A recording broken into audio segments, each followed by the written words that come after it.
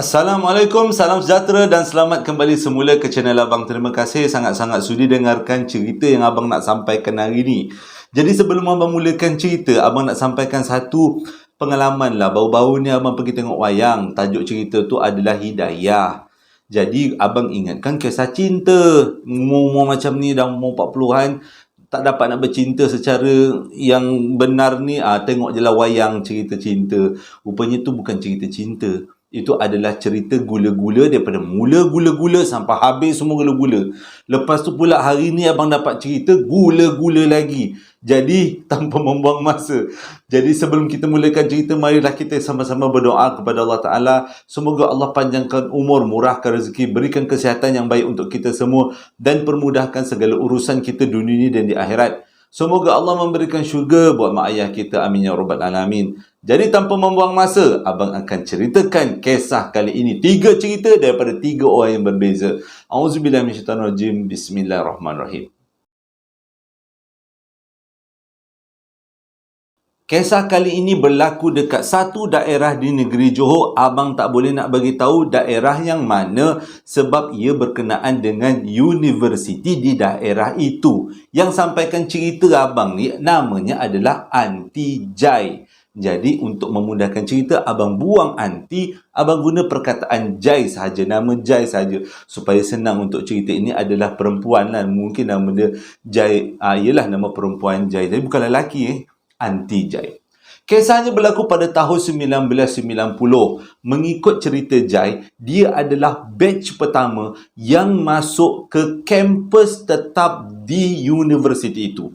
Sebelum-sebelum ni, universiti itu menyewa rumah kedai untuk dijadikan kampus. Tapi kerajaan dah buatkan satu kompleks universiti yang elok untuk para pelajar berpindah belajar daripada rumah kedai ke kampus tetap. Jadi Jai ni adalah batch pertama yang duduk dekat kampus tetap tu. Jadi kampus tetap tu pula terletak dekat tengah-tengah hutan. Hutan yang dimaksudkan ni adalah hutan di negeri Johor. Jadi dia kata bila dah asrama pun dekat tengah hutan, macam-macam ceritalah yang dia orang semua dengar. Dan ada juga pelajar-pelajar yang alami peristiwa-peristiwa pelik. Di antaranya ialah makcik jual karipap. Itu memang mana-mana budak duduk asrama tahu tentang cerita makcik jual karipap. Mana asalnya, tak ada siapa tahu. Tapi Jai kata pengalaman dia kali ini adalah satu pengalaman yang tak pernah dia alami. Dan dia tak jangka itu boleh terjadi pada dia. Jai pada waktu tu adalah budak tahun 1. Duduk ditempatkan di satu asrama di tingkat 4. Nak jadi cerita, asrama dia memang berdekatan dengan pantry, tempat buat air. Lepas tu pula sebelah bilik dia ni adalah tangga. Dekat tingkat 4 ni, satu bilik ada 4 orang. Jadi tak adalah takut serangan, beranilah juga. Nak jadi cerita juga, tingkap bilik dia adalah berhadapan dengan tangga. Jadi daripada tingkap boleh nampak tangga, buka pintu boleh nampak pantry. Dengan kata lain, tidaklah begitu takut. Pada waktu tu, keadaan dekat asrama ni semua penuh dengan pelajar. Daripada tahun 1 sampailah ke tahun 3. Boleh dikatakan dalam, walaupun malam, tapi suasananya gembira. Maksudnya adalah ramai pelajar yang masih lagi mentelaah walaupun dah jauh-jauh malam.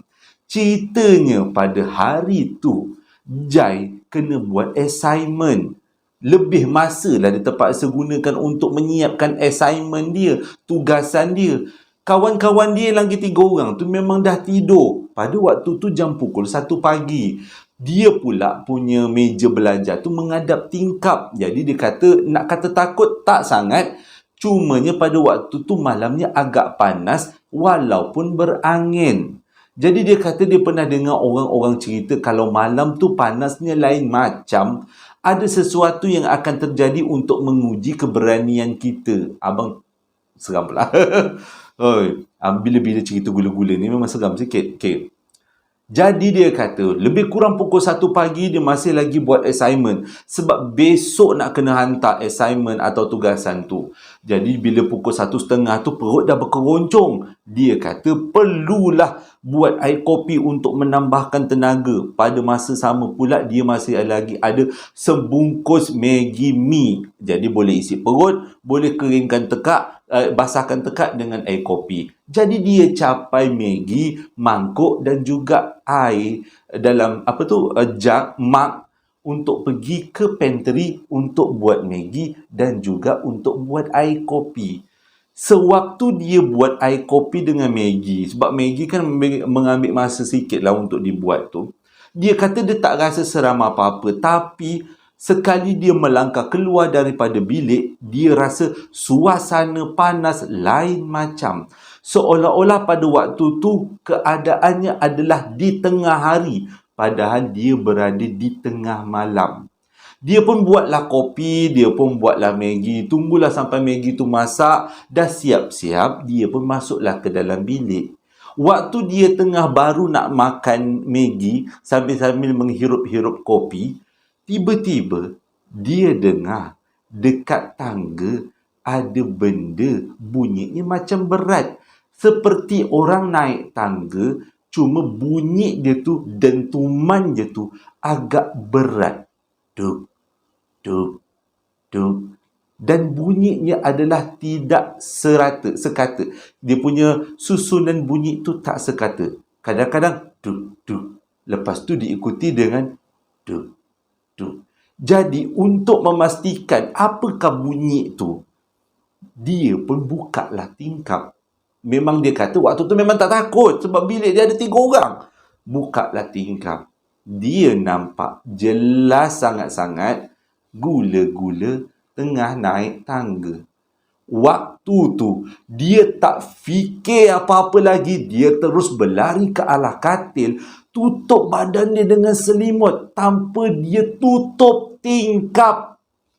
Dia biarkan kopi dan juga Maggi terbiar dekat meja tu. Yang penting selamatkan diri. Tapi waktu dia tengah gelabah buka selimut, baru dia teringat tingkap terbuka. Dia takut kalau gula-gula menjengah dekat tingkap. Jadi dia terpaksa kumpul kekuatan dia, bangun semula, tutup tingkap sekuat-kuatnya dan balik semula ke katil selubung satu badan. Waktu tu dia kata dalam selimut dia punyalah menggigil. Kopi dengan Maggi dia dah tak ingat apa-apa. Sepanjang dia dalam selimut, bunyi hentakan itu masih lagi kedengaran bergema di kawasan tangga. Sebab tangga kan memang satu kawasan yang terbuka. Jadi bergema dekat situ. Dia biarkan bunyi itu, tak berani dia nak keluar daripada selimut. Walaupun keadaan waktu tu memang panas, berpeluh-peluh dia duduk dalam selimut dan akhirnya dia tertidur. Sedar-sedar kawan dia kejutkan. Kenapa tidur dalam keadaan Maggi dengan kopi terbuka macam tu je tak dimakan? Jadi dia tak nak cerita banyak dengan kawan dia. Dia pun katalah dalam malam tadi dia agak kalang kabut. Tapi kawan-kawan dia semua boleh jangka sebenarnya apa yang membuatkan Maggi dengan kopi tu terbiar. Tapi tak nak diceritakan sebab asrama waktu tu asrama perempuan. Kalau diheboh-hebohkan ceritanya, nanti jadi huru-hara. Semua orang jadi takut. Jadi Jai simpan cerita tu daripada tahun 1990 sampai sekarang. Mungkin ada di antara kita yang pernah terdengar bunyi yang lebih kurang sama. Bolehlah komen-komen kat bawah. Bagaimana pengalaman korang semua, kalian semua berhadapan dengan bunyi hentakan gula-gula. Cerita yang kedua berlaku pada tahun 1996 dekat Terengganu. Diceritakan kepada abang oleh seorang perempuan yang bernama OG. Pada waktu tu dia masih lagi muda remaja.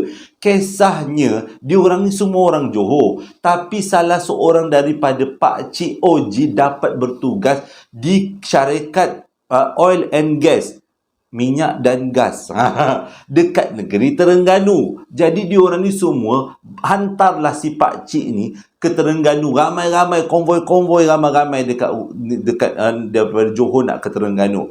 Bertolak daripada Johor ke Terengganu lebih kurang pagilah macam tu. Tapi sampai dekat Terengganu pukul 1 pagi. Pakcik dia memang dah pindah kat Terengganu, tapi balik semula ke Johor untuk menjemput keluarga ni. Datang beramai-ramai ke rumah dia. Bila sampai dekat rumah pakcik dia ni lebih kurang pukul 1-2 pagi, semua ahli keluarga dia terkejut sebab pakcik dia diberikan rumah teres, lebih kurang rumah 3 tingkat. Tingkat 1 pakcik dia duduk, tingkat 2 bilik-bilik tidur, tingkat 3 adalah loteng dan tempat pakcik dia letak-letak barang. Tapi pakcik dia bagi tahu, ramai jiran-jiran cakap rumah tu dah lama kosong.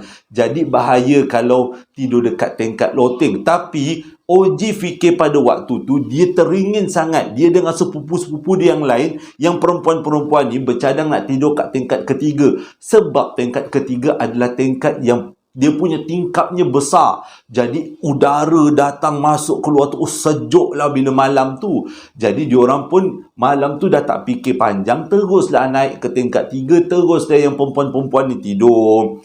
Bila dah siap-siap tidur tu dah okey lah semua. Ada tilam, ada toto, semua tidur ramai-ramai. Lebih kurang pukul 2 pagi, tiba-tiba Oji ni rasa macam panas lain macam. Angin tu ada, tapi dia kata panas. Dia tak tahulah macam mana. Lepas tu pula ditambah muka dia diganggu dengan rambut panjang. Dia kata mula-mula dia ingatkan rambut tu adalah angin-angin yang meniup-niup dekat muka dia, tapi rambut tu betul-betul mengganggu. Jadi dia pun selak-selak rambut yang ada dekat muka dia ni. Lepas tu dia datang cari punca, mana datangnya rambut-rambut ni. Rupanya daripada makcik yang tidur dekat sebelah dia tu. Makcik tu adalah makcik dia juga. Jadi dia nampak makcik dia memang rambut panjang, keriting pula tu, gerbang-gerbang. Jadi makcik dia punya rambut tu lah yang menutup muka dia. Dia dah halih-halihkan semua rambut-rambut tu. Dia pun palingkan badan ke arah makcik dia. Tapi yang dia pelik, makcik dia, sekali dia pandang makcik dia pun memalingkan badan menghadap ke dinding. Jadi waktu tu Oji fikir macam, oh makcik dia malu kot dengan dia. Tapi tadi pada awal-awal sebelum tidur, sebelah dia memang tak ada orang. Yang ada adalah dinding. Dia duduk kat kawasan tepi sekali dekat bilik tu. Tapi dia tak sangka di tengah-tengah malam mungkin makcik dia tiba-tiba menyelit duduk sebelah dia. Tapi yang peliknya, makcik dia ni patutnya ada anak kecil. Dalam hati dia terdetik juga, makcik dia ni memang tak perlu anak dia ke, tak ada pun anak dia. Jadi selepas dah macam tu, dia pun palingkan badan menghadap sepupu yang ada dekat sebelah kiri dia pula, yang tadi sebelah kanan. Jadi waktu tu tiba-tiba tak macam mana dia rasa nak terkencing. Jadi dia pun bangun. Nak jadi cerita, lupa abang nak cakap, yang tidur dekat atas, tingkat atas ni berdua je, Oji dengan sepupu perempuan dia. Tapi tiba-tiba ada makcik dia kan.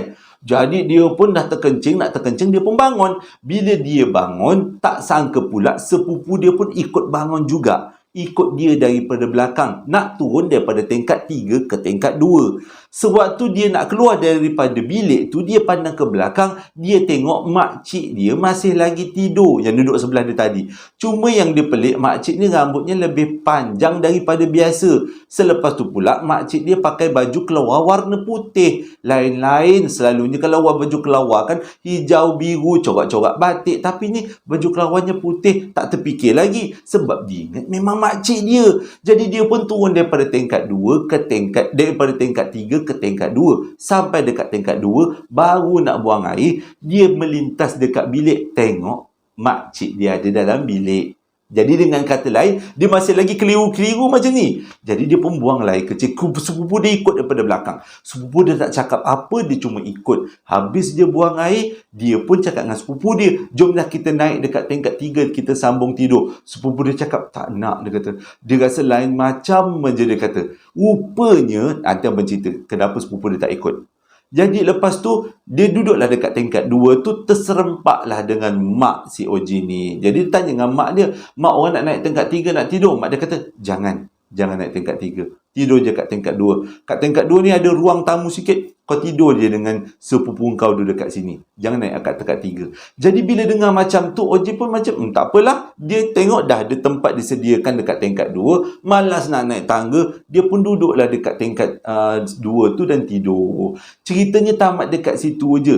Dan tak ada apa-apa berlaku. Sampailah raya pada tahun tu, semua sepupu-sepupu dia berkumpul. Jadi pada waktu tu muncullah cerita. Yang OJ ceritalah yang mengatakan dia nampak makcik dia duduk dekat sebelah dia, tidur sebelah dia. Rupa dia malam tu semua dalam rumah tu dah tahu. Nampak kelibat-kelibat makcik Rockers melintas dalam rumah. Jadi yang tak tahu cerita ni hanya OG seorang. Sepupu dia memang dah tahu, dipesan oleh yang makcik-makcik lain, jangan ke mana-mana, bahaya rumah ni, ada benda. Semua orang tahu termasuk mak OG. Yang tak tahu OG seorang. Jadi sebenarnya dia orang tak kasih dia orang ni OG dengan sepupu dia ni tidur kat tingkat 3. Tapi OG ni memang sukakan adventurous. Dia pun tidurlah kat tingkat 3. Dan dia ceritalah dia nampak makcik dia tu. Semua orang kata mungkin itu adalah makcik Rockers yang selalu melintas-lintas waktu malam tu.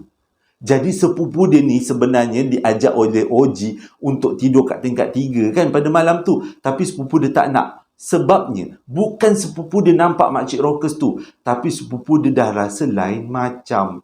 Jadi dengan kata lain, OG je yang tak tahu dalam rumah tu ada makcik Rockers melintas-lintas sebab dia dah terlalu ngantuk. Selalunya, pada malam tu OG kata dia tidur dulu. Jadi, makcik-makcik dengan sepupu-sepupu yang lain berkumpul kat tingkat 1 dan tingkat 2 bercerita tentang ni.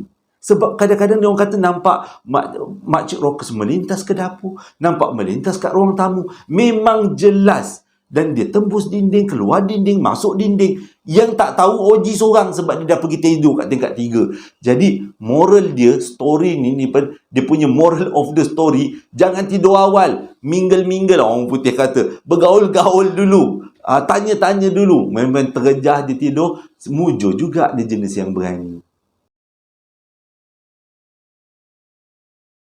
Cerita yang ketiga disampaikan oleh Bibah berlaku dekat Selangor pada tahun 2011. Bibah seronok bila dua adik kembar dia dapat belajar dekat sekolah lama dia. Satu sekolah asrama penuh dekat Selangor. Dia jadi bangga sebab adik dia adalah yang menyambung legasi dia. Jadi bila adik dia ni dapat belajar dekat sekolah asrama tempat dia belajar dulu, dia rasa memang nak hantar, nak tolong, belikan barang. Sebab pada waktu tu dia dah kerja. Dia rasa macam seronok sangat. Nak jadi cerita juga pada waktu zaman dia sekolah, Bibah ni adalah ketua pelajar perempuan. Jadi sekolah tu memainkan nostalgia lah untuk dia. Jadi bila adik dia dapat belajar kat situ, dia pun belikan barang, belikan beg, beli shampoo, semua tentang barang-barang untuk keperluan adik kembar dia ni untuk dibekalkan kepada adik kembar dia di asrama nanti.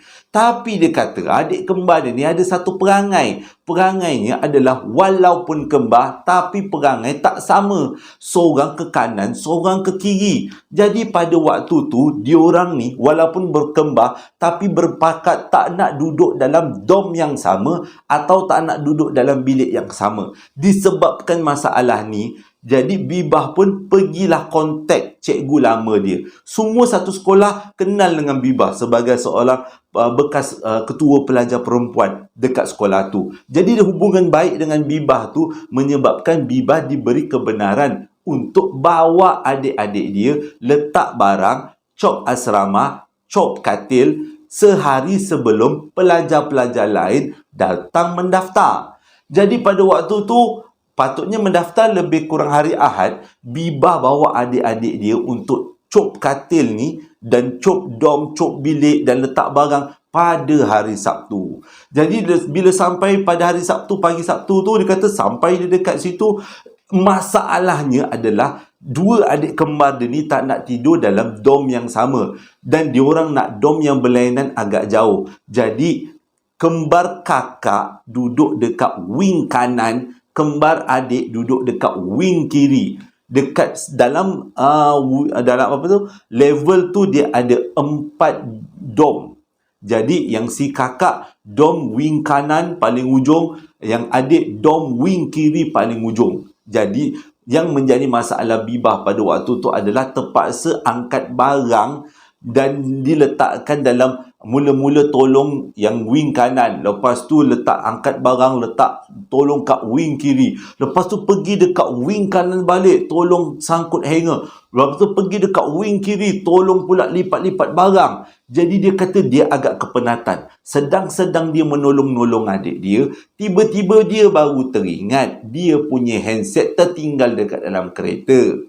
Jadi dia pun turunlah. Dia cakap dengan adik dia, dengan dua-dua adik dia nak turun ke bawah dekat kereta, dia nak ambil handset. Jadi bila sampai dia dekat bawah, dia tengok dekat handset dia ni memang tak ada miss call ke message ke, ada tak ada. Walaupun line penuh, selalunya mesti masuk WhatsApp. Tapi dia pelik, kenapa WhatsApp tak masuk? Apa-apa pun tak ada update. Jadi dia pun ambil handset dia, letak dalam poket. Tujuannya adalah dia takut kalau bapa dia telefon nak tanya keadaan adik dia. Jadi dia dah pegang telefon lah pada waktu tu. Jadi selepas tu dia pun naiklah semula ke tingkat atas. Dia pergi ke wing kanan.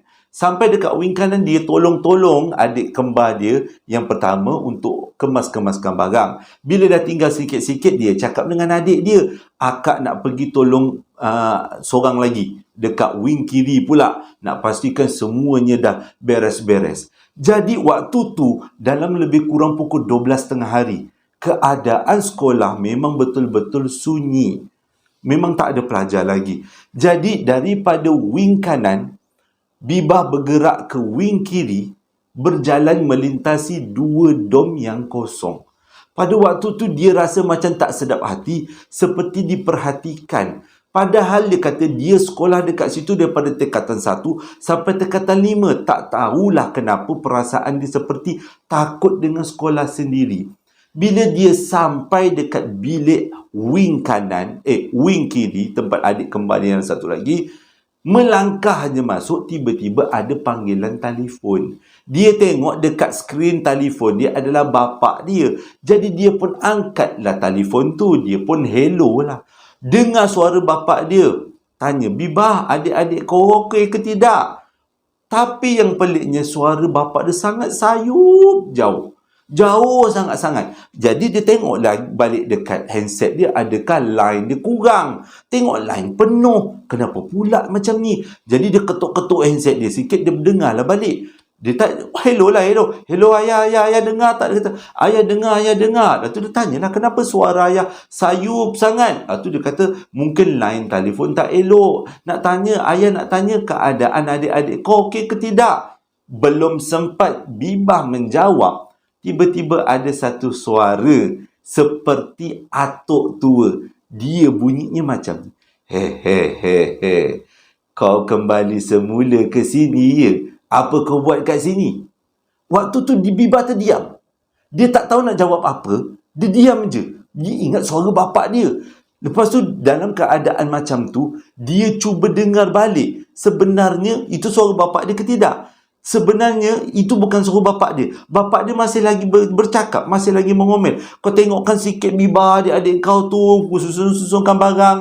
Tengah bapa dia cakap dalam keadaan yang sangat jauh, sekali lagi suara tu berbunyi. Kenapa kau senyap? Dan kenapa kau datang sini semula? Kau rindu tempat ni ya? Waktu tu Bibah tengok handset dia. Siapa punya suara ni? Jadi dia dah rasa keliru. Dia lekatkan sekali lagi. Dia kata kalau bunyi sekali lagi suara tu, dia akan tutup telefon. Tapi dalam handset dia pada waktu tu ada suara bapa dia. Masih lagi dalam keadaan yang sangat jauh. Jadi dia cakap dengan bapa dia, Baba nanti saya call balik. Dia pun tutup telefon. Dia cakap dengan adik dia yang tengah kemas-kemas barang, jom balik, kita sambung besok. Jadi dia pun capai tangan adik dia, pergi dekat wing lagi satu yang tengah tengok adik dia masih lagi berkemas. Dia capai tangan adik dia lagi seorang, jom balik. Adik dia dalam keadaan yang terpinga-pinga. Kenapa?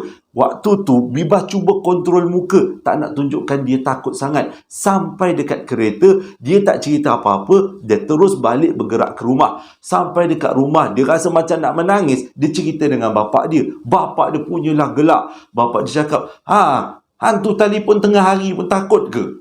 Kalau dia tanya soalan macam tu, apa susah kau jawab je lah, kau nak hantar adik kau. Lah tu Bibah kata, tak senang-senang nak jawab macam tu. Dia pun tak tahu siapa yang tanya. Dan macam mana soalan tu boleh keluar daripada satu suara yang dia tak pasti. Dia kata mula-mula dia ingat adalah mungkin kerosakan line telefon, orang panggilan lain masuk ke apa ke line telefon, problem lah dengan kata lain. Tapi dia tak sangka dia dapat panggilan dari alam sebelah yang dia sendiri tak tahu siapa yang panggil. Dengan kata lain, dia rupanya selama dia duduk dekat sekolah tu ada benda yang memerhatikan dia. Ada benda yang kenal dia. Jadi bila dia sampai semula ke sekolah tu, benda tu ambil peluang, gunakan frekuensi telefon untuk bertanya khabar. Itulah dia kata waktu dia type cerita ni, dia pun rasa seram. Sebab waktu dia type cerita ni, dia gunakan telefon. Cerita pula benda ni berkaitan dengan telefon. Macam cerita Ju-on kan? Ju-on. Lebih kurang cerita Jepun tu kan. Jadi tak mustahil makhluk alam sebelah gunakan teknologi, dipanggil adalah lintasan teknologi untuk berkomunikasi dengan kita.